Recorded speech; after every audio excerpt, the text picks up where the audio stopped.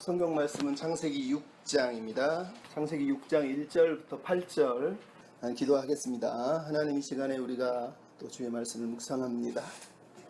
아버지의 마음을 알게 하시고 그 마음에 합한 자로 살 수 있도록 오늘도 저희의 영혼을 만져주시옵소서.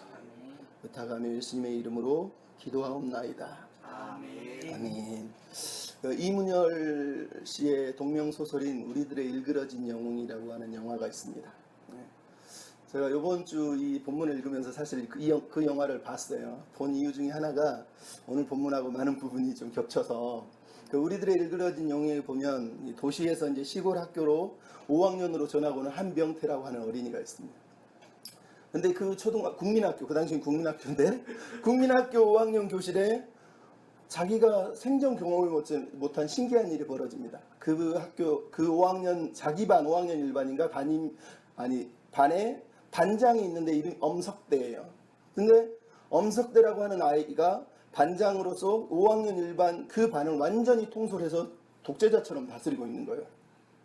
전화가 가지고 이 엄석대하고 1년 동안 싸웁니다. 그래서 우리는 자유롭고 평등한 사람들인데 왜 네가 독재를 하느냐, 이런 의미죠. 그렇게 싸우는데 결국은 싸움에서 집니다. 그리고 엄석대가 무릎 꿇는 자기에게 권력의 어떤 한 자리를 주니까 그때부터 권력의 맛에 취해가지고 이제 이 아이가 2인자까지 이제 가죠. 그러다가 이제 역전이 되는데 6학년 때 딱 담임이 바뀝니다. 그 이전까지는 담임은 자기가 원하는 걸 다 해주니까 엄석대에게 모든 걸 이임해버리고 신경을 안 쓴 거예요. 그러니까 완전 독재자가 됐는데 6학년 선생님이 바뀌자마자 이 사람은 젊은데 서울에서 공부를 하면서 그 당시 민주화 운동을 하는 사람이니까 약간 그런 뉘앙스예요. 그래서 교실을 완전히 평정화시키고 엄석대의 권력을 무너뜨려 버립니다. 그렇게 바랐던 게 한병태에게 일어난 거예요. 너무너무 행복하고 자유로운 이제 학기가 시작된 거죠. 엄석대는 그 학교에서 선생님 때문에 열이 받아서 이제 도망을 갔죠.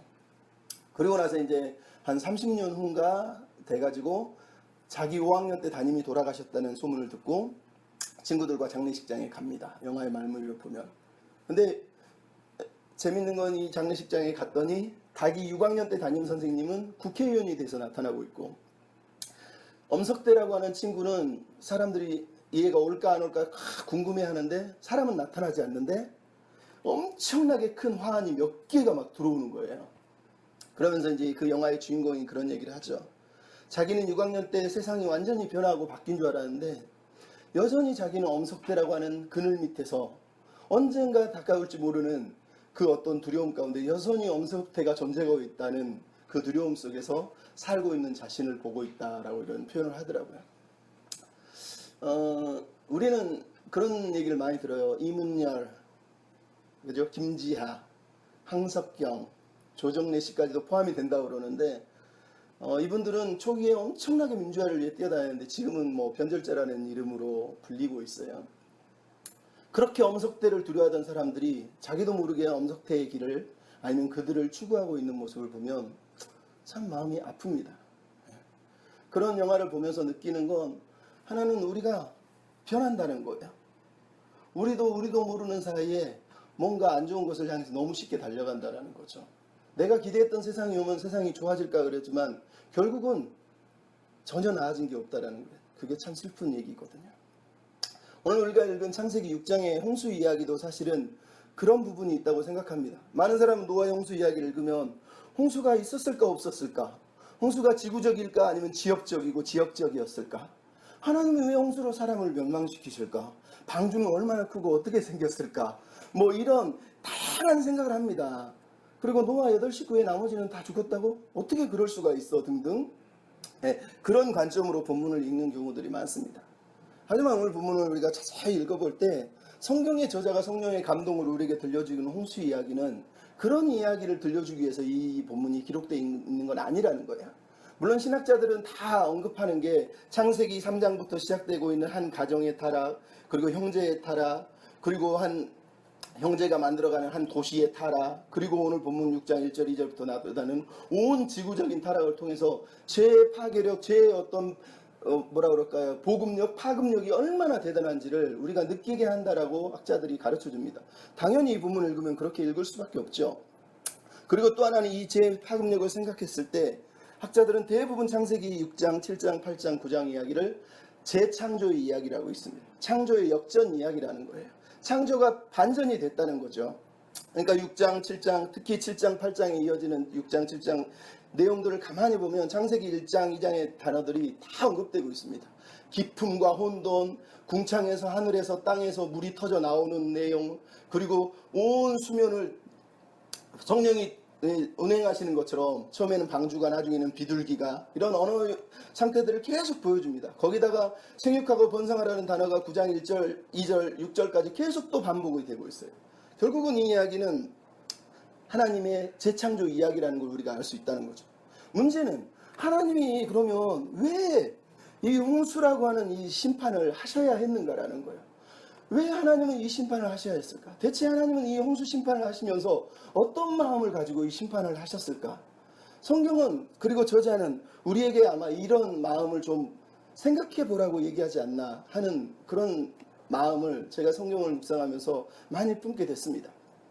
여러분, 하나님의 홍수 심판을 통해서 우리에게 무엇을 말씀하고 싶을까요? 어떤 이야기를 하고 싶을까요? 성경이 재창조의 이야기라고 우리가 이 본문을 규정하고 읽게 될 때 첫 번째 이 본문은 하나님이 우리에게 우리의 성공이 아니라 우리의 삶의 신실하심과 성숙함을 요구한다는 거예요. 여러분, 우리는 6장 1절만 읽어보면 놀라운 이야기를 듣습니다. 사람들이 번성할 때, 땅 위에 사람들이 번성하기 시작할 때라는 단어를 듣고 있어요. 여러분, 이거 얼마나 놀라운 단어입니까? 하나님이 인간에게 생육하고 번성하고 땅에 충만하라고 명령을 하셨단 말이죠. 물론 아담의 이야기인 4장 이야기로 보면 가인의 문제 때문에 땅이 얼마나 번성해질까 이런 고민을 하지만 5장에 아담의 후손들의 족보 이야기가 등장하고 나면 결국은 6장 1절은 온 땅이 정말로 자녀들로 사람들로 번성했다는 얘기를 하고 있다는 거죠. 그런데 문제는 하나님이 이 번성을 기뻐하지 않는다라는 거예요. 왜 하나님은 생육하고 번성하고 충만하라고 말씀하셔놓고 결국은 이 번성을 기뻐하지 않고 이 번성을 다 무너뜨리냐는 거예요. 결국은 이 본문을 읽으면서 우리는 이 1절에서 바로 우리의 마음이 걸리게 돼 있다는 거예요. 하나님이 대체 기대하시는 번성이 무엇인가라는 걸 우리가 다시 생각해 볼 수밖에 없다는 거예요. 우리는 이미 창세기 1장, 2장, 3장을 쭉 읽어봤잖아요. 하나님의 비전이 뭡니까? 하나님의 비전은 양에 있는 게 아니라는 거예요. 언어상 외형적으로 번성하고 충만하고 막 생육하고 이런 단어들을 쓰고 있지만 실제로 그 생육과 번성과 충만을 이어가기 위해서 가장 필요한 건 사람이고 사람의 핵심은 예배라는 걸 성경이 계속 강조했다라는 거예요. 예배하지 않은 채 하나님을 모르는 채 번성하는 번성을 하나님이 기뻐하지 않는다라고 성경이 지금 말씀을 하고 있는 겁니다. 하나님은 세상을 만드시고 그 가운데 사람을 지으시고 에덴 성전을 섬기게 하시면서 그 에덴 성전이 에덴 밖으로 확장되어서 많은 영혼들이, 많은 사람들이 그 번성을 통해서 하나님을 알기를 원하셨다라는 거예요. 근데 오늘 본문의 이야기는 번성은 있지만 예배 이야기는 없다라는 거예요. 그래서 9장 1절은 홍수가 끝나자마자 다시 한번 생육하고 번성하라는 이야기를 다시 하고 있는 거예요. 즉 하나님이 기대하는 생육과 번성은 뚜렷한 목표와 계획이 있다는 거예요. 그 비전, 그 계획을 인간들이 품지 못했기 때문에 하나님은 결국은 이 심판의 이야기를, 아니면 심판이라고 하는 홍수 심판의 거대한 일을 이루셨다고 얘기하고 있다는 거예요. 뿐만 아니라 이 창세기 2장과 6장, 9장을 비교해 볼 때 비슷한 게 또 하나 있죠. 창세기 2장에서는 에덴 성전이 있다면 창세기 6장으로 9장으로 이어가는 이야기 속에는 하나는 방주가 있습니다. 방주를 3층으로 지어서 성전의 어떤 구분을 그대로 이어오고 있습니다. 뿐만 아니라 아라랏산으로 딱 도착하자마자 8장 20절에 보면 노아가 제일 먼저 한 것이 바로 예배라는 거예요. 에덴에서 쫓겨나자마자 아담의 자손들이 제일 먼저 했던 게 아벨과 가인이 드렸던 예배의 이야기라면 홍수가 끝난 이후에 제일 먼저 시작하는 이야기가 노아가 노아 식구들과 함께 아라랏산에서 제단을 쌓고 예배를 드렸다라는 거예요. 이 이야기가 들려주고 싶은 게 바로 그거라는 거예요. 하나님의 비전은 단순하게 양쪽으로 많아지는 게 아니라는 거예요. 한 사람 예배자가, 그것도 하나님이 명령해서가 아니라 노아처럼 자발적으로 내가 하나님 앞에서 하나님을 믿는 백성이 어떠한 존재가 되어야 되는지를 자각한 사람이 자발적으로 하나님 앞에 드리고 있는 이 예배를 우리가 8장 20절에 다시 보게 된다는 거예요. 노아는 자기 스스로 아담이 했던 역할을 떠맡고 있어요. 하나님이 명령한 게 아닌데도 불구하고 그래 나는 예배하는 사람이야 그러면서 아라랏산에서 제단을 쌓고 하나님께 예배하는 제사장 역할을 껴안고 있는 걸, 떠안고 있는 걸 우리가 보고 있다는 거죠. 결국은 이 본문 이야기를 통해서 하나님이 아파하셨던 이유 중에 하나가 하나님의 비전을 인간이 왜곡시키고 있다는 거예요.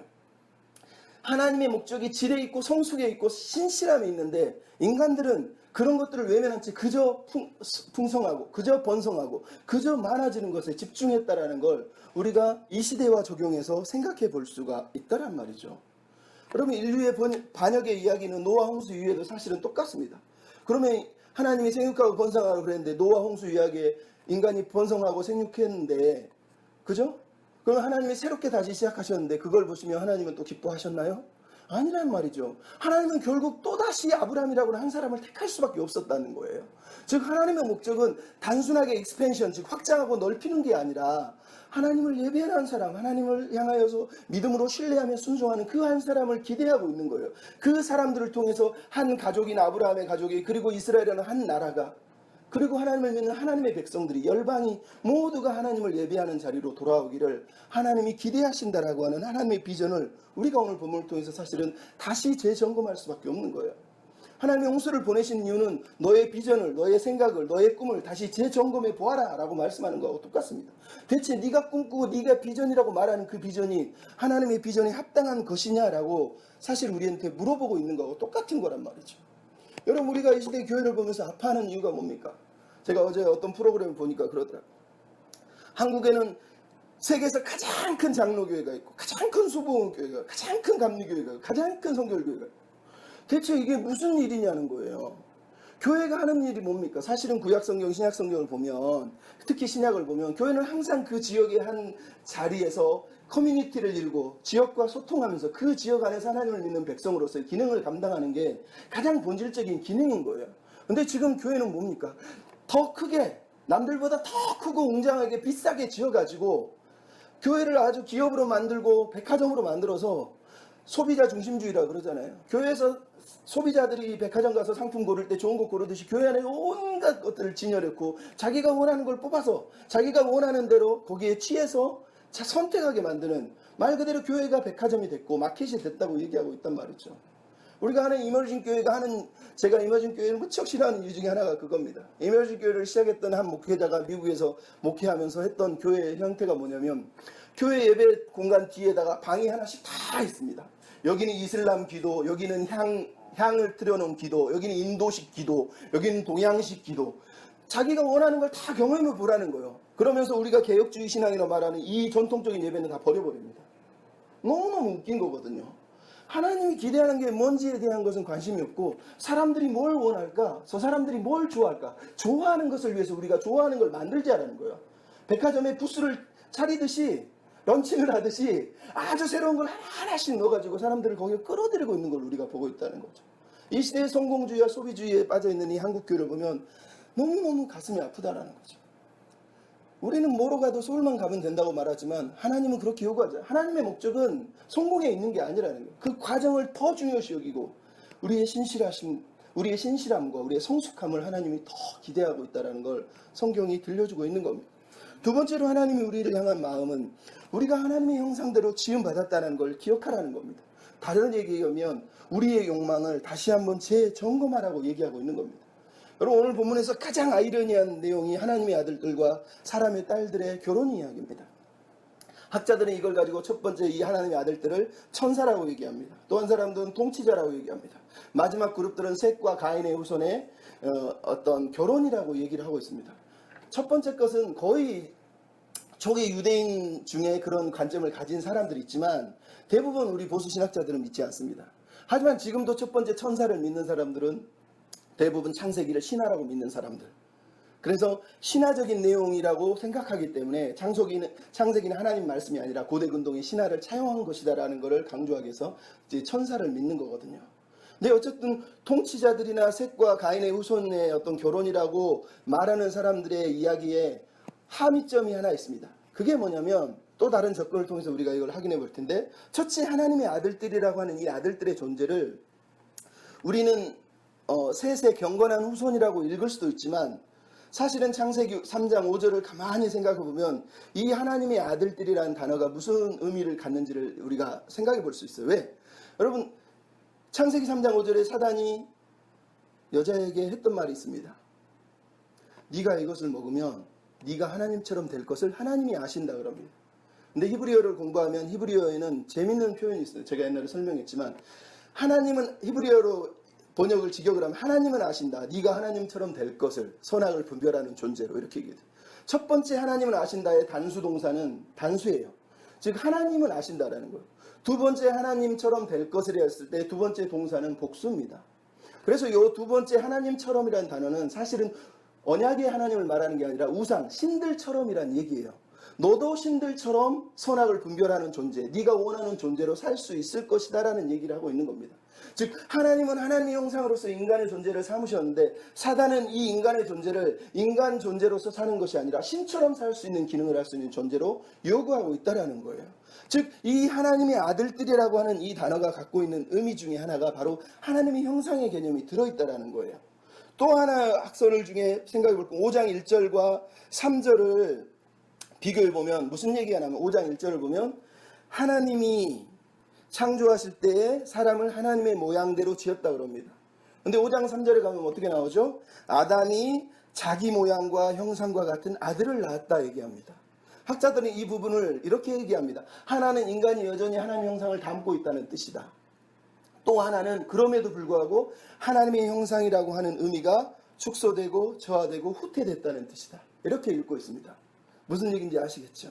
자, 사람이 딸을 낳았습니다. 그리고 하나님의 아들들과 결혼을 했습니다.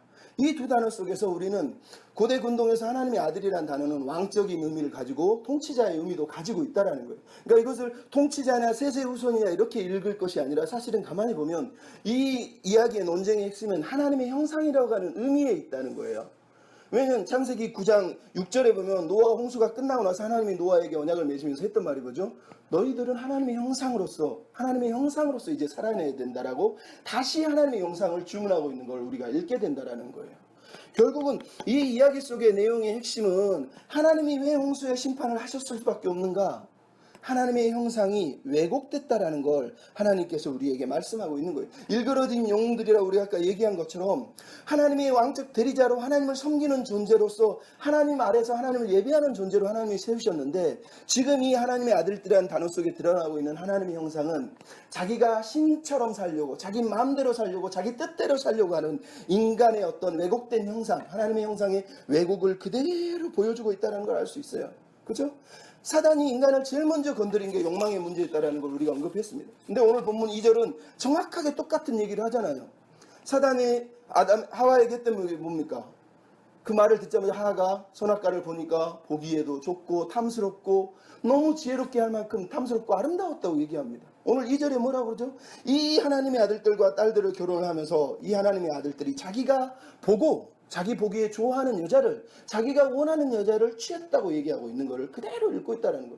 즉 이 이야기는 창세기 3장에 있던 유혹의 이야기를 다시 한번 언급함으로 인해서 하나님의 형상이 지금 어떻게 깨어지고 있는지를 보여주고 있는 겁니다. 단지 세세 후손의 이야기를 하고 있는 것이 아니라 하나님의 형상으로 지음받은 인간들이 완벽하게 그 형상이 깨지고 무너지고 타락해서 신처럼 될 것이다라고 했던 사단의 유혹을 그대로 받아들여서 살아가고 있는 존재들이라는 걸 성경이 보여주고 있는 겁니다. 이거를 확증할 수 있는 게 바로 6장 4절에 나오는 네피림이라고 하는 단어예요. 네피림은 하나님의 아들들과 사람의 딸들을 통해서 출생했다고 얘기합니다. 그리고 오늘 본문은 고대의 용사들이고 명성이 있는 사람들이라고 이렇게 얘기를 하고 있습니다. 물론 이 표현은 그들을 칭찬하는 표현이 아닙니다. 신학자들이 이거는 조롱의 표현, 냉소적인 표현, 마치 자기들이 하나님도 없이 살아도 자기들이 하나님처럼 느끼는 존재에 대한 어감을 나타내고 있다는 얘기를 하는 거예요. 특히 재밌는 건 여기서 명성 있는 사람들, 안세이 핫셈이라고 하는 히브리어의 원래의 의미는 이름의 사람들이라는 뜻이에요. 그 이름의 사람들, 즉 자기 이름을 드러내는 사람들이라는 뜻이란 말이죠. 이게 이 본문의 핵심인 겁니다. 그들이 용사하고 자기 이름을 드러냈다는 말은 말 그대로 자기 이름을 위해서 살았던 존재들이라는 얘기를 하고 있는 겁니다. 즉 하나님의 아들들, 하나님의 형상을 품은 존재들이 그 형상이 깨어지면서 그들 가운데 괴물이 사실은 태어난 겁니다. 물론 제 말을 오해하면 안 돼. 그 괴물이라는 게 독특한 한 존재를 말하는 게 아니에요. 네피림은 어떤 종족을 말하고 있는 건 분명하지만 하나님의 형상이 깨어진 존재들로서의 자라난 그 후손들을 어떤 의미에서 얘기하고 있다는 거예요. 자, 그러면 창세기 우리가 1장부터 11장을 읽을 때 아주 흥미로운 게 하나 등장합니다. 즉 이름이라고 하는 주제가 계속해서 흘러가고 있다는 거예요. 이름의 히브리어 이름이라는 단어의 히브리어가 뭐죠? 셈입니다. 셈이라고 합니다. 우리는 창세기 4장에 보면 가인이 도시를 짓고 자기의 이름을 짓고 자기의 도시를 만들고 자녀들조차 가인의 이름을 찬양하는 모습을 보고 있어요. 근데 창세기 4장 6절에 보면 셋의 후손들이 그리고 에노스의 시대에 에노스의 사람들이 여호와의 이름을 부르고 있는 셈을 부르고 있는 걸 우리가 성경을 통해서 확인하고 있다는 거예요. 이게 바로 성경에 흘러오고 있는 이야기입니다. 근데 이 이야기가 창세기 노아 홍수 이후에 어떻게 등장합니까? 또다시 노아 홍수가 지난 후에 10장에 보면 니므롯이라고 하는 사람이 등장하는데, 니므롯은 그 당시에 세상의 첫 용사였고 여호와 앞에서 용감한 사냥꾼이었다, 이렇게 언급을 하고 있어요. 근데 이 표현 또한 냉소적이고 조롱적인 겁니다. 감히 여호와 앞에서 네가 여호와인 것처럼 굴었다라는 의미가 더 강한 거거든요. 근데 이 사람이 결국은 니므롯의 이 표현이 네피림의 표현과 거의 유사한 문구 형태를 가지고 있다는 걸 우리가 주목할 필요가 있어요. 그리고 니므롯이 했던 게 뭡니까? 니므롯은 그 당시 시날 땅에 자기의 나라를 세웠는데 시날에는 바벨이 있고 라면서 바벨을 향해서 지금 가고 있는 한 나라를 보고 있어요. 그리고 11장에서 그가 바벨탑을 세우고 모두가 뭐라고 했죠? 우리가 우리의 이름을 내자라고 얘기했다. 셈을 얘기하고 있는 겁니다. 즉 이 이야기의 흐름 속에는 하나님의 이름을 내려는 사람과 자기 이름을 내려는 사람들이 이 홍수 이야기 전후에 배치돼서 계속 투쟁하고 있는 걸 우리가 읽게 된다는 거예요. 뿐만 아니라 노아의 아들의 이야기가 재밌어요. 노아의 첫째 아들은 셈입니다. 말 그대로 이름이에요. 두 번째는 함이 뭐죠? 열정, 뜨거움이라는 뜻이에요. 야벳은 무슨 뜻일까요? expansion, 넓히라는 뜻이에요. 노아는 어떤 의도를 가지고 이걸 지었는지 모르지만 그냥 우리식으로 해석하면 너는 이름을 열정적으로 세상에 넓혀라는 뜻이 되는 거예요. 노아가 기대하는 이름을 넓히는 그 이름이 누굴까요? 우리 상상할 수 있잖아요. 여호와의 이름을, 하나님의 이름을, 하나님을 부르는 사람들이 세상에 많아지길 바라면서 자기 세 아들에게 그 이름을 지었다고 우리가 그냥 추측해 볼 수가 있다는 거예요. 근데 이 이야기 반대편에 누가 있습니까? 한편에는 가인이 있고, 그 다음에는 네피림이 있고, 그 다음에는 니므롯이 있고, 그 다음에는 바벨탑이 있습니다. 이 흐름 속에서 계속 등장하고 있는 건 하나님의 형상이 무너진 존재들이 하나님의 형상으로 하나님을 예배하는 게 아니라 자기 이름을 내기 위해서, 자기의 이름을 드러내기 위해서 계속 투쟁하고 자기 이름을 올려드리고 있는, 드러내고 있는 내용을 우리가 보고 있는 거예요. 그래서 월터 브리그나라는 구약학자가 하나님의 아들과 사람의 딸들의 이야기의 핵심은 인간이 하나님처럼 되려는 노력의 또 다른 예의다라고 언급한 이유가 바로 여기 있어요. 저는 월터 브루그만의 이 통찰력은 아주 탁월하다고 봅니다. 우리는 네피림이 대체 어떻게 생겼을까? 누구랑, 천사랑 결혼해서 애들이 태어났나, 막 이런 지엽적인 걸 얘기하지만 큰 틀에서 보면 네피림의 이야기는 그들이 얼마나 뛰어나고 능력 있는가가 아니라 그들은 이름의 사람들이라는 거예요. 이름의 사람들. 하나님의 이름이 아니라 자기 이름을 내기 위해서, 자기 이름을 드러내기 위해서 살아냈던 그런 신처럼 되려고 하는 사람들의 한 예라는 걸 우리가 다시 읽게 된다는 거예요. 하나님은 당신의 형상으로 인간을 지었는데 이들은 하나님의 형상이 아니라 자기의 이름을 내기 위해 살고 있는 거예요. 여러분 2006년 맞나? 노아라고 하는 영화가 개봉이 됐어요. 데런 아노롭스키라고 하는 감독, 유대인 감독이 만든 이 영화예요. 저는 이 영화를 보면서 엄청나게 비판을 많이 했습니다. 왜냐하면 영화 전체를 끌고 가는 이야기는 다 비성경적입니다. 딱 하나 이 영화에서 그나마 그래도 건지는 게 있다면 하나님의 형상에 대한 논쟁입니다. 오프닝은 하나님이 인간을 지으시고 사람을 지으시고 형상을 부여하신 이야기가 나옵니다. 그리고 노아가 자기 아들에게 하나님의 형상에 대한 언급을 하려는 부분이 나와요. 그리고 나중에 홍수가 일어나고 방주 안에서 두발가인과 노아가 싸우는 이야기가 나옵니다. 물론 비성경적이죠. 근데 두발가인과 노아가 가지고 있는 하나님의 형상에 대한 이해가 둘이 완전히 극명합니다. 노아는 하나님의 형상이라는 건 말 그대로 하나님의 뜻대로 사는 사람이에요. 근데 두발가인은 뭐라고 그러죠? 하늘을 향해 소리칩니다. 왜 나한테 응답하지 않습니까? 당신이 세상을 지으 중에 그 중에 가장 존귀한 존재로 우리를 만들었지 않았습니까? 당신이 생육하고 번성하고 다스리라고 해서 우리가 우리 마음대로 다스리고 통치하는데 왜 하나님은 응답하지 않습니까? 우리가 하나님의 형상 아닙니까? 내가 하나님의 형상입니다. 이러면서 소리 지르는 걸 영화에서 그대로 보여줍니다. 여러분, 저는 노아의 영화 중에 딴 건 다 버려도 되지만 그거는 붙들어야 됩니다. 왜냐하면 이 오늘 본문의 내용이 바로 그 내용이거든요. 하나님의 형상에 대해서 하나님이 노아를 향해서 품으셨던 그 마음과 두발가인이 품고 있는 그 마음이 완벽하게 대치되고 있는데 지금 이 네피렘의 이야기가 바로 두발가인의 어떤 언어를 그대로 차용하고 있다고 우리가 읽을 수밖에 없다라는 거예요. 우리가 하나님의 형상이다라는 거예요. 우리 마음대로 정복하고 다스려야 된다고 얘기하지 않느냐. 내가 원하는 여자를 취하고 내가 원하는 삶을 사는데 뭐가 문제냐. 그죠? 그래서 부패하고 타락했다, 무법천지가 됐다고 성경이 지금 말하고 있는 이유가 바로 거기 있다라는 거예요. 여러분 저는 이 본문을 읽으면서 하나님을 안 믿는 사람이 아니라 네피림이라는 거예요. 네피림. 우리 시대가 우리가 다 네피림의 어떤 유전자를 쥐고 사는 것 같아요. 저쪽에서는 지금도 명성이 뛰어난 사람들이 명성을 높이기 위해서 싸우고 있잖아요. 아들까지도 그 명성을 위해서 미친 듯이 뛰어다니고 있잖아요. 세상에 김모모 부자를 이제는 온 세상이 다 알아요. 교회 안 다니는 사람도 다 알고 있단 말이죠.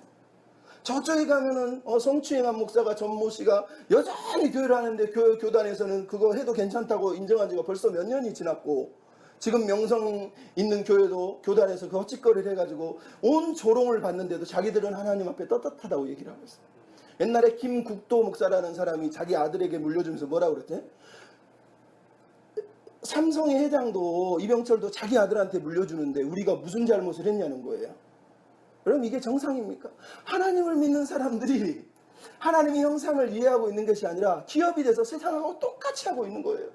저기 사랑의 교회는 얼마나 큽니까? 그거 자기 교회 법률가들 데려다가 편법을 해가지고 그 엄청난 걸 지어놓고 자기들은 여전히 하나님을 사랑한다 그러고 소리치고 있잖아요. 저기 가면 24시 편의점 제가 대신 써먹었지. 편의점 차려가지고 계속해서 세상에 대해서 사회적인 적응에 참여에 대해서는 말을 침묵하면서 죄에 대해서만큼 너 죄야 이러면서 지적하고 있는 모습을 우리가 읽고 있단 말이죠. 여러분 이 이야기가 우리의 이야기고 이 시대의 교회의 이야기입니다. 이 시대의 교회 안에는 네피림들이 너무 많아요. 하나님 안 믿는 사람들도 홍모씨, 모모씨, 박모씨, 이모씨 교회 장로이면서 정치하는 정치인들도 있지만 어떻게 정치하는 장로가 정치하면서 집 사고 그런 사람들이 정치하면서 그런 네피림과 같은 삶을 사냐고요. 근데 그게 정치 이야기만 아니라 교회 이야기잖아요. 이 시대의 모든 교회들이 자기 이름을 드러내기, 자기 교회를 드러내기 위해서 미친 듯이 뛰어가고 있는 거예요. 하나님의 형상이 뭘까? 하나님은 나에게 뭘 원하실까? 하나님은 어떤 마음으로 나를 형상이라고 부르셨을까에 대해서는 물어보지 않고 있어요. 그저 하나님을 믿는다면 하나님의 형상은 취하고 누리고 생육하고 번성하고 충만하라 그랬으니까 정복하고 다스리는 거다는 거예요. 그래서 온 세상 모든 것보다 더 큰 교회, 더 많이 가진 교회, 그것을 위해서 우리가 미친 듯이 뛰어가고 있다는 거죠. 그게 네피림이 아니고 뭐냐? 결국은 하나님의 형상을 가진 존재들이 하나님의 형상이 무너져서 결국은 나은 존재들, 괴물이 되어 있는 거예요. 우리 시대의 괴물들이 이 땅에 너무 많다라는 거예요. 그게 슬프지 않냐는 거죠. 하나님이 이런 존재를 보고 얼마나 아파하시겠습니까? 얼마나 아파하세요. 옛날에 플라톤이라고 하는 사람이 대화록에서 이런 얘기를 했습니다. 인간이 얼마나 명예를 추구하는지 보라. 유명해지고 싶어하고 불멸의 영광을 영원히 쌓고 싶어하고 자녀보다 더 그것을 위해서라면 어떤 위험이라도 용맹스럽게 감수하려 하고 이를 위해 돈을 쓸 준비가 되어 있고 모든 종류의 시련을 겪으려 하고 영광을 위해서라면 심지어 죽으려고까지 한다. 여러분 플라톤은 고대 사람인데도 이미 인간의 심연이 얼마나 명성에 페임, 이 명예의 욕망에 붙들려 살아가고 있는지를 적나라하게 지금 보고 있는 거예요. 자기 명성을 위해서라면 자녀도 버릴 수 있고 돈도 목숨까지 버리려고 하는 인간 존재의 이 네피림적인 성향을 플라톤이 그대로 직시했다라는 거예요. 근데 여러분 중요한 건 네피림의 이야기는 유명한 사람들의 이야기가 아니라는 거예요. 네피림의 핵심은 나를 인정받고 싶은 욕구예요. 세상 앞에서 내가 인정받고 싶은 거예요. 남들 앞에서 내가 보여지는 그 모습이 어떨까? 남들은 나를 어떻게 볼까라고 하는 보여주기식의 남들 앞에서 뭔가 괜찮은 사람이 되고 싶어하는 그런 욕망이 바로 네피림의 핵심에 들어있다는 거죠. 저도 페이스북을 가끔 하지만 그럼 페이스북의 핵심이 뭡니까? 자기를 관리하고 자기를 다스리는 게 아니잖아요. 내가 이걸 올리면 남들이 몇 번 볼까? 얼마나 좋아요를 해줄까? 뭐라고 생각할까? 온갖 생각을 가지고 우리가 대하고 있는, 우리도 모르게 세속 예전에 쭉 빠져서 세상이 요구하는 존재로서 살려고 애쓰고 있는 네피림적 성향을 우리가 가지고 산다라는 거예요. 여러분 이것만큼 우리가 저도 마찬가지고 그 누구도 자유롭지 못합니다. 물론 우리는 긴장하면서 하늘을 우러러 한 점 부끄러움이 없는 존재로 하나님이 세상에서 빛과 소금이 되라고 말씀하신 것처럼 빛과 소금이 되기 위해서 사람들이 내가 빛과 소금으로서 역할을 하는지를 보는 존재로서 긴장감을 주는 그런 의미의 긴장감이 필요한 것이지, 그런 빛과 소금과 상관없이 내가 하나님 믿는데 내가 축복을 못 받으면 너 믿음이 없다 이런 식으로 내가 예수 믿는데 이렇게 가난하고 힘들게 사는지 너는 예수를 제대로 못 믿는 거야. 이런 소리가 듣기 싫어가지고 교회 가서 매일 기도하는 거 복 주시옵소서 축복해 주시옵소서 내가 부끄럽지 않게 해주십시오. 왜 그게 부끄럽냐고요. 진짜 부끄러운 건 우리가 하나님 형상이 되지 않은 게 부끄러운 거거든요. 하나님의 형상대로 못 사는 게 부끄러운 거라는 것이죠. 그럼 결국은 그래서 오늘 본문의 이야기의 핵심이 뭡니까? 하나님은 이 홍수 이야기를 통해서 하나님 당신의 마음이 어떠하신지를 왜 홍수를 보내셔야 되는지 그 하나님의 마음을 우리가 알기를 원하신다라고 사실을 말씀하고 있는 겁니다. 당신들은 여러분들은 그대는 하나님의 마음을 알고 있습니까? 제발 하나님의 마음을 바로 알았으면 좋겠다. 성경 저자가 이 이야기를 들려주고 있는 거하고 똑같다는 거예요. 그럼 오늘 본문 속에 들어가는 홍수 이야기의 배경이 되는 단어들을 보면 타락의 범위와 정도가 얼마나 심했는지를 알 수 있어요. 6장 3절에 뭐라 그러죠? 내가 더 이상 하나님의 영이 함께하지 않겠다. 인간들과 함께하지 않겠다는 거예요. 히브리어 함께하다라는 단어가 딘이에요. 딘이라는 단어는 다투다, 변론하다, 분투하다, 그리고 거하다. 두 가지 의미가 있습니다. 이중적이라는 걸 알 수 있어요. 왜 하나님의 영이 거하지 않습니까? 인간들이 하나님의 형상으로서 하나님 뜻대로 살려고 하는 분투와 다툼과 노력을 그치니까 하나님도 그래 그러면 나도 더 이상 너희들을 변화시키려고 하는 노력, 변화시키려고 하는 분투를 이제 하지 않겠다라는 거예요. 로마서 1장에 뭐라 그러죠? 자기의 사육대로 살도록 내버려 두셨다는, 그냥 내버려 두셨다는 의미예요. 뿐만 아니라 구약에서 영을 거둔다는 게 뭐죠? 언제나 은사를 거둬간다는 얘기예요. 사명을 거둬간다는 뜻이거든요. 무슨 얘기입니까? 하나님의 형상으로 살아야 될 존재가 하나님의 형상의 사명을 감당 못하시니까 하나님이 결국은 그래 너는 내 형상이 아니야 라고 선언하는 거하고 똑같단 말이죠. 똑같단 말이에요. 창세기 2장에 보면 하나님이 느시암 하임, 생기를 부어넣으셔 생명이 되게 하신 느시암 하임, 하나님과 교제하고 하나님과 예배함을 통해서 만족하는 그 존재로 만드셨는데 하나님이 이제 인간을 보시고 뭐라고요? 하나님과의 교제도 의미 없고 하나님의 사명에 대해서 관심이 없는 이 인간들을 보시면서 나는 더 이상 너희들과 함께하지 않겠다. 말 그대로 생명을 거둬가시는 어떤 의미에 보면 거둬갔다는 뜻이 아니기 때문에 그런 의미가 되는 거예요. 결국은 그래 너희들은 그냥 동물이야. 너희들은 금수야. 이렇게 얘기하고 있는 거예요. 여러분 이 말을 들으면 어떤 사람은 되게 놀랄 수가 있습니다. 근데 여러분 이거를 정확하게 예수님이 마태복음 24장에서 언급을 했다는 걸 기억할 필요가 있습니다. 그럼 마태복음 24장에 뭐라고 그러죠? 노아의 때와 같이 인자의 맘도 그러하리라. 홍수 전에 노아가 방주에 들어갈 때 사람들이 먹고 마시고 장가들고 시집가고 있었으며 홍수가 난 후에도 그들은 깨닫지 못하고 타멸을 받았다는 거예요. 그럼 이 단어 속에서 느껴지는 게 뭐죠? 먹고 자고 시집가고 장가가는 게 뭐가 잘못이에요? 논쟁할 수 있잖아요. 근데 하나님은 잘못이라 그래요. 왜? 그냥 먹고 시집가고 장가가고 먹고 싸고 누리는 건 동물도 하는 거라는 거예요. 하나님이 우리 인간을 만드신 이유는 단순하게 먹고 싸고 자고 장가가고 시집가기 위해서 만든 게 아니라는 거예요. 그것들을 통해서 하나님을 예배하는 존재, 그것들을 통해서 하나님을 향하여서 살아가는 존재, 그게 바로 하나님이 기대하신 거라는 거예요. 근데 하나님이 노아 시대나 그리고 예수님 시대에 보는 인간은 하나님의 사명을 버리고 하나님과 교제를 버린 채 네피림 뒤에서 자기 욕망을 당해서 미친 듯이 달려가는 사람들을 보시면서 예수님이 하시는 말이에요. 여러분이 하나님의 교회가 하나님을 믿는다고 말하면서 자기 욕망을 위해서 미친 듯이 가는 걸 하나님이 기뻐하신다고요? 절대 기뻐하지 않습니다. 그냥 시집가고 장가가는 거 아무 의미가 없다는 거예요. 그거는 아무것도 하나님 앞에 의미가 없다고 성경이 얘기하는 거예요. 여러분 호세아서를 읽어보면 호세아서의 야곱에 대해서 심각하게 비난을 하는 내용이 나옵니다. 뭘 비난한지 아세요? 야곱이 아내를 위하여서 14년을 노동했다고 얘기하고 있어요. 그거를 비판합니다. 왜요? 그냥 아내 때문에 살았다는 얘기예요. 아내 때문에. 하나님을 만나서 깨어지기 전까지 야곱은 이 여자 하나를 위해서 살았다고 얘기하는 거예요. 그럼 성경이 우리한테 얼마나 놀라운 얘기 아니면 무서운 어떤 의미에서 대단한 경고를 하는지 모릅니다.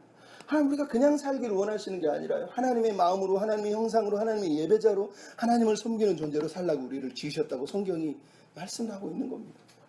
왜 하나님이 영을 걷어가십니까? 아니면 왜 하나님의 영이 성령이 함께하지 못합니까? 6장 6절에 11절 13절에 그대로 나오잖아요. 온 땅이 죄악이 가득하고 부패하고 포악했다고 말합니다. 부패는 하나님과 관계를 얘기하는 거고 포악은 인간과의 관계를 말하는 거예요. 즉 하나님과 인간과의 모든 관계가 깨어져 있는 것을 보고 있어요. 6장 12절 13절은 뭐라고 그래요? 그래서 온 땅에 있는 모든 혈육 있는 자가 다 부패하고 포악했다고 얘기를 하고 있는 겁니다. 말 그대로 하나님의 형상이 완전히 무너진 존재들을 표현하고 있습니다. 왜 이런 일이 벌어졌습니까? 5절도 7절에 보면 그대로 나온다는 걸 알 수가 있어요. 5절에 하나님의 마음이 뭐라고 그러죠? 사람이 마음으로 생각하는 모든 계획이 항상 계획이 악하다고 얘기하고 있어요. 그리고 6절 7절에는 하나님이 지으신 존재가, 하나님이 창조하신 존재가 하나님이 지으셨는데 라고 말하면서 바라, 아사, 바라, 창세기 1장의 언어를 써요. 근데 놀라운 건 6장 5절에 사람의 마음이 항상 계획이 악하다. 그 계획이라고 하는 단어가 히브리어로 예첼입니다. 예첼은 동사로 하면 야치하를, 창세기 2장 8절에 그리고 19절에 7절에 나오고 하나님이 사람을 지으실 때, 만드실 때요. 이 예첼의 의미는 그냥 아무 생각 없이 뭔가를 만들었다는 얘기가 아니라, 저번에도 한번 설명했지만 야차르가 가지고 있는 의미는 깊이 생각하고 고심한 끝에 마지막으로 구체화시켜 놓은 형태, 그거를 야차르라고 말하는 겁니다. 하나님이 지금 인간을 보시면서 아파하시는 게 뭐예요? 하나님이 만드신 인간의 형상은 하나님의 형상은 인간이 하나님이 원하는 존재로서 하나님이 고심하고 계획한 그 아름다운 어떤 형태로서 살아가기를 원하는 그 계획을 말하는 거예요. 근데 인간이 지금 하나님의 계획을 다 버렸다고 말하는 거예요. 하나님과 상관없이 자기 계획, 자기가 원하는 것, 자기가 어떻게 하면 더 많이 가지고 누리고 살기 위해서 고민하고 분투하고 있는 동물과 같은 존재로 살고 있다고 얘기하는 거예요. 결국은 오늘 본문의 핵심인 하나님의 마음의 문제가 핵심이라는 걸 알 수 있어요. 여러분, 이 노아 홍수 이야기는 하나님의 마음과 인간의 마음이 계속해서 부딪히고 있다는 걸 우리가 읽을 수밖에 없단 말이죠. 특별히 6장 6절 7절에 뭐가 나옵니까? 사람의 마음의 타락으로 인해서 하나님의 마음이 근심하고 아파하고 한탄했다고 얘기해요. 근데 이 한탄이라는 히브리어 단어 아사브가 어디서 등장하냐면, 하나님께서 여자에게 저주를 할 때 네가 해산에 수고를 할 때, 수고. 5장 29절에 라멕이 노아에게 네가 이제 하나님의 안식을 불러와서 이 땅의 수고가 그쳤으면 좋겠다고 할 때 그 수고, 즉 고통, 저주의 고통, 아픔을 말하는 겁니다. 근데 지금 오늘 본문에 누가 아파하고 있다고요? 하나님이 그 고통을 느끼고 있다는 얘기를 하고 있는 겁니다. 여러분, 많은 사람들이 성경을 읽으면서 왜 하나님은 홍수 이야기를, 이런 이야기를 들려줄까? 왜 하나님은 이런 언급을 하지 않고 그냥 홍수 이야기가 어떻게 일어나지? 대체 가능해? 이런 고민을 하고 있다는 거예요. 근데 오늘 본문의 성경의 저자가 강조하는 게 뭡니까? 하나님의 비전과 하나님의 꿈만 무너진 게 아니라 하나님의 마음이 지금 깨지고 있다는 거예요. 하나님의 마음이 인간의 그 타락 때문에 자기의 비전이 깨어지고 예배자로 살아갈 그 존재들이 무너진 걸 통해서 너무너무 아파하고 있다는 거예요. 그래서 8절이 슬픈 겁니다. 그러나 노아는, 여러분, 이 단어는 희망의 단어지만 사실은 슬픔의 애통의 단어이기도 합니다. 왜요? 그럼 생각해 보십시오. 5장의 아담의 족보를 보시라고요. 아담의 족보에 나오는 그 나이들은 고대의 어떤 오래된 기간을 나타내는, 숫자적으로는 통계적으로는 표현할 수 없는 나이를 언급하기 위해서 언급하고 있는 신학적인 언어라고 우리가 읽을 수밖에 없어요. 그리고 또 하나는 아담의 10대 손과 셋의 10대 손을 11장의 셋의 후손 10대 손과 5장의 10대 손을 언급하면서 두 족보가 연결되어 있다는 신앙적인 연결을 위해서 10대만을 기록하고 있다는 걸 기억할 필요가 있어요. 중요한 건 이 10대의 노아 아담의 후손 10대가 나이로 다 토탈해서 따지면 2006년 정도밖에 안 되지만, 실제로 성경이 들려주고 싶은 이야기는 2006년을 얘기하고 있는 것이 아니라 너무너무 긴 시간, 장구한 시간 동안 아담과 아삼의 후손들이 자녀를 낳았다는 얘기를 하는 거예요. 근데 문제는 셋의 후손, 에넷의 후손이 노아의 이름을 불렀잖아요. 근데 지금은 그러나 노아만이에요. 이게 비극이 아니고 슬픔이 아니고 뭐라는 거예요?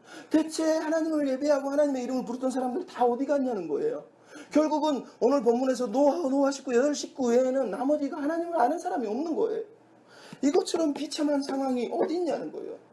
그럼 오늘 본문을 읽으면서 우리가 제가 얼마나 심각한지를 생각해 보고 하나님의 진노가 얼마나 무서운지 생각해 볼 수가 있지만, 더 중요한 건 하나님의 마음을 이해해야 된다는 거예요. 여러분이 제가 하나님이라면 어떻게 하겠어요? 이거 몇천 년 기다릴 수 있나요?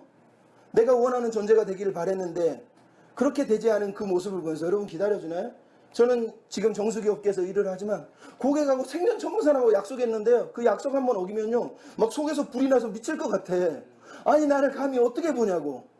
그럼 내가 믿고 딱 의지하던 사람이 딱 한 번만 약속을 어기거나 아니면 뭔가 잘못을 하면 원수가 되는 게 우리의 모습입니다.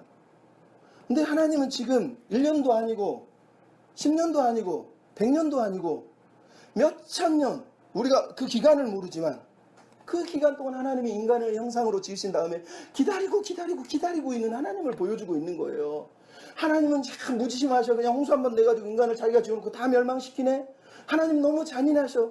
이게 어떻게 이렇게 읽을 수가 있냐고요. 성경은 지금 그렇게 읽으라고 말하고 있는 것이 아니라 그렇게 기다리고 기다리면서 인간이 변화되기를 하나님 형상으로 살기를 기대하셨던 그 하나님이 너무너무 아파서 말 그대로 심장이 마음이 썩어 문드러져 가고 있는 모습을 우리에게 들려주고 있다는 거예요.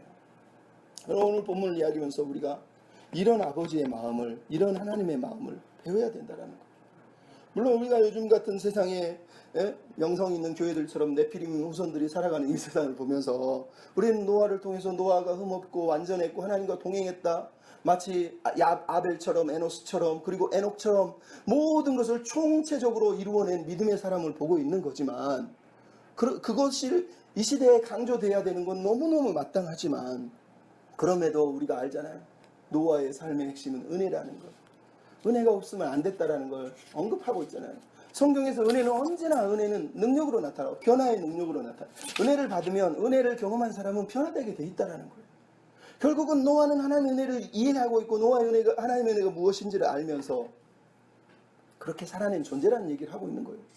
여러분 노아의 이 은혜의 밑바닥으로 우리가 내려가 보면 어떤 마음이 듭니까? 하나님의 꿈을 품고 노아의 삶처럼 변화된 존재, 변화된 세계, 하나님을 신뢰하는 삶으로 살아가는 그런 존재들, 하나님의 명령으로 되는 게 아니라는 거예요. 오히려 하나님이 그 고통 가운데 세상을 향해서 고통하고 신음하고 간영하시며 기다리시는 그 과정 속에서 그 하나님의 마음을 안 사람들만, 그 하나님의 마음을 이해한 사람들만 변화되고 있고 새로워지고 있는 걸 우리가 읽게 된다는 거예요. 여러분 홍수 전체의 이야기는 하나님의 마음의 이야기입니다. 인간의 희망은 우리에게 있는 게 아닌 거예요. 비록 노아만은 의롭게 살았다고 얘기하고 있음에도 홍수 전이나 홍수 이후나 홍수를 보내시기로 결정한 분도 하나님이고 홍수를 끝내신 분도 하나님이고 우리를 구속하시기로 결정한 분도 하나님이라는 거예요. 그러므로 우리에게 중요한 건 이 하나님의 결심, 하나님의 마음, 그 마음이 어디를 향하고 있는지, 그 마음이 어떠하셨는지를 우리가 다시 한번 배울 필요가 있단 말이죠. 그럼 8장 21절과 9장 11절 15절을 보면 노아의 홍수가 끝난 다음에 하나님이 하시는 말씀은 뭡니까? 내가 다시는 생물을 멸망하지 않겠다. 언약을 세우시는 걸, 그리고 무지의 그 언약을 세우신 걸 볼 수 있습니다. 근데 8장 21절에 언급하는 단어 중에 뭐가 나오죠? 사람의 마음에 계획하는 바가 어려서부터 악하다. 여러분 홍수가 끝났잖아요. 그러면 이제 세상이 새로워지지 않나요? 근데 성경은 지금 이렇게 언급하고 있어요. 하나님은 언약을 맺으면서 그래 인간은 원래 악해. 너희들은 악할 수밖에 없어라고 아예 말씀을 하고 있는 걸, 인간이 타락할 거라고 아예 규정을 하고 있다는 걸 우리가 보고 있는 거예요. 그럼 6장 1절의 번성의 문제가 9장 1절 6절에 다시 언급되고 있지만, 그리고 10장 11절에 막 인간들이 번성하고 있지만 우리가 알고 있잖아요. 그럼에도 노아는 바로 이어서 포도주를 마시고 방탕해지잖아요. 니무롯이 등장하고 바벨탑이 등장하고 인간이 또 무너지고 있는 걸 우리가 그대로 보고 있는. 여러분 하나님이 인간은 어려서부터 악하다 이 말은 결국은 우리 인간의 희망이 우리에게 있지 않다라는 거예요. 우리는 네피림처럼 될 수 있는 가능성이 너무너무 농후한 존재들이라는 걸 얘기합니다. 어려서부터 항상 악한 마음을 품고 살고 있고 늘 악하다라는 거예요. 그래서 에레미야에 보면 에레미야 3장 25절에 에레미야가 이스라엘의 타락을 보면서 이렇게 얘기합니다. 우리와 우리 조상들은 어렸을 때부터 오늘까지 여호와의 목소리를 청정하지 않았습니다. 에레미야 32장 30절은 너희가 옛부터 내 눈앞에서 악했다라고 하나님이 평가를 합니다. 뿐만 아니라 예레미야 17장 9절을 보면 뭐라고 그러죠? 만물보다 거짓되고 심히 부패한 것이 마음이다. 여러분 이게 예레미야의 마음이 바로 이 창세기에 하나님이 홍수를 내릴 수밖에 없었던 인간의 마음이에요. 그런데 이 마음이 홍수 후에도 여전히 우리에게 남아있는 거예요. 우리는 네피림의 후손처럼 살아가고 있다는 걸 우리가 잊어버리면 안 되는 거죠. 그러면 이 이후의 삶을 하나님이 대체 어떻게 하시겠다는 겁니까? 여러분 우리가 여기서 홍수 이야기의 핵심인 무지개 언약을 언급할 수밖에 없어요. 동성애가 아니라, 그죠? 우리가 알지만 무지개 언약의 핵심이 뭡니까? 하나님 무지개를 걸으시면서 내가 다시는 인간을 멸망시키지 않겠다고 그럽니다. 하지만 인간은 계속해서 악하고 하나님을 대적합니다. 대체 하나님은 어떻게 하시려고요? 하나님이 홍수 이후에 무지개를 걸었습니다. 우리가 알지만 신학자들은 대부분이 다 이 무지개라는 히브리어 캐세트라고 하는 이 단어가 활이라는 걸 알고 있어요. 그죠?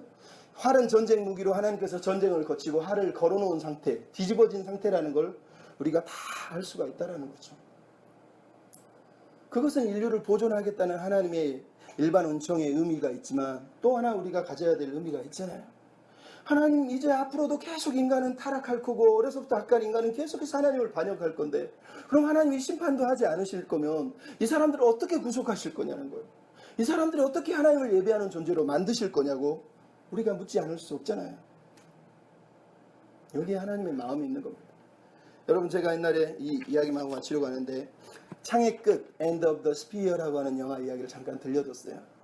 1952년에 휘튼 대학교의 5명의 뛰어난 짐 엘리엇을 비롯한 5명의 선교사들이 에콰도르 아우다니 아우카족이라고 하는 곳에 가서 선교하다가 4년 만에 그들의 창에 찔려서 죽습니다.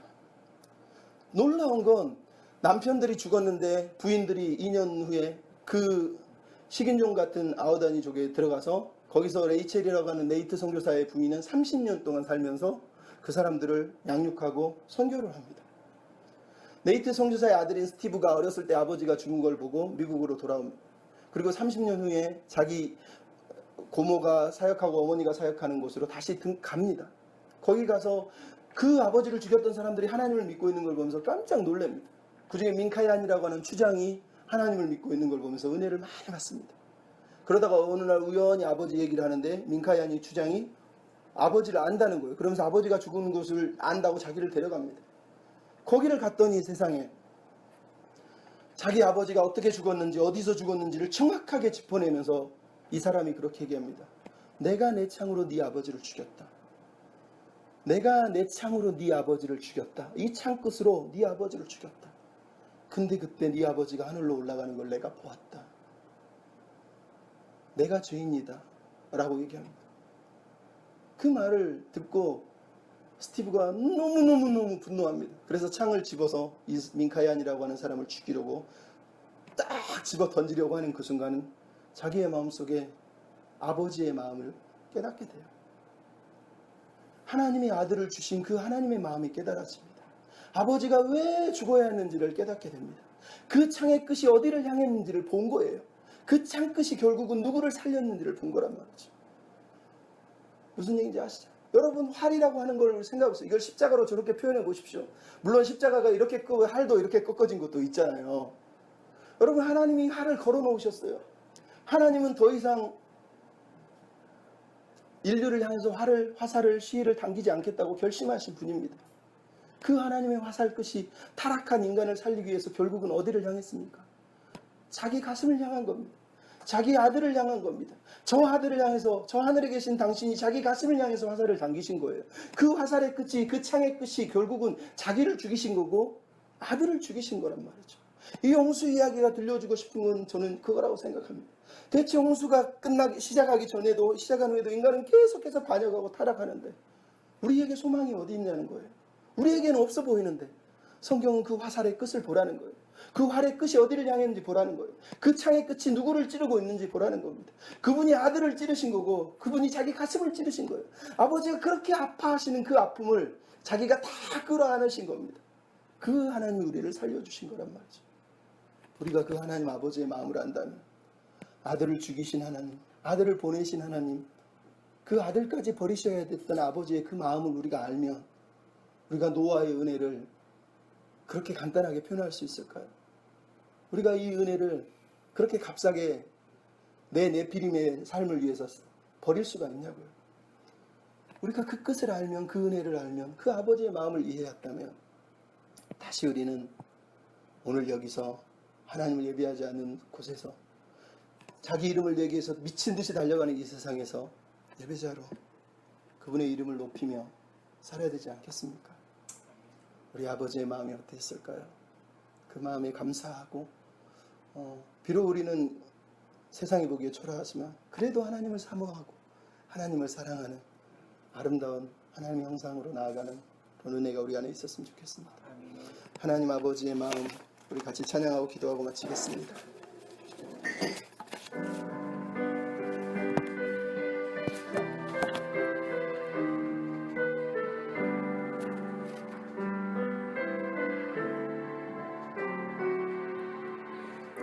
하나님의 마음 어떠하셨을까?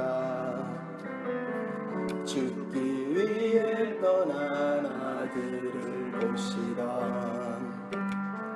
하나님의 마음 어떠하셨을까. 그 마음 알기 원해. 하나뿐인 하나님의 외아들을 악한 인간들을 위해 보내셨던 하나님의 마음 어떠하셨을까. 그 마음 알기 원해. 왜 내가 이런 사랑받고 있는지, 왜 내가 이런 사랑받게 됐는지, 그 사랑 얼마나 큰지, 그 사랑 얼마나 큰지도 몰랐네. 날 향한 하나님의 아픈 사랑을 이제야 깨달았네. 왜 내가 이런 사랑 받게 됐는지, 그 사랑 얼마나 큰지도 몰랐네. 하나님의 아픈 사랑을, 날 향한 하나님의 아픈 사랑을 이제야 깨달았네.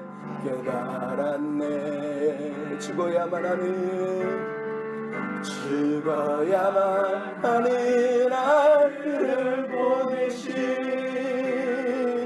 아버지의 마음 어떠하셨을까. 십자가에 달린 예수님 보시던 아버지 그 마음, 죽어야만 하는 아들을 보내신 아버지의 마음 어떠하셨을까. 십자가에 달린 예수님 보시던 아버지 그 마음, 그 사랑, 죽어야만 하는 아들을 보내신 아버지의 마음 어떠하셨을까. 십자가에 달린 예수님 보시던 아버지 그 마음, 그 사랑. 우리는 이미 구원받았고 예수님이 날 위해 죽으신 것이 너무너무 분명합니다. 그래서 그게 너무 식상하고 나를 건지신 건 이제 별로 의미가 없습니다. 내가 어떻게 살지? 얼마나 많이 하나님의 뜻을 이룰 수 있지? 어떻게 하면 하나님의 기뻐하실까? 얼마나 큰 교회를 할까? 얼마나 내가 뛰어난 신앙인으로 살아갈까? 우리는 이런 고민을 하며 네피림의 유전자를 오늘도 지니고 살아갑니다. 하지만 주님은 오늘도 우리에게 묻습니다. 네가 하나님의 마음을 아느냐? 내가 얼마나 아팠는지, 얼마나 힘겨워하는지, 얼마나 힘들게 너를 사랑하고 있는지 아느냐? 라고 묻습니다. 우리 시간 말씀을 생각하시면서 하나님 아버지의 마음을 내가 알게 해주시고 얼마나 우리를 사랑하셨는지, 얼마나 아프셨는지를 기억하며 우리가 이 은혜의 삶 위에 설 수 있도록 작은 교회 또 예배하는 백성들 이 땅을 새롭게 해 주시옵소서. 우리 같이 기도하고 마치겠습니다. 사랑하는 아버지,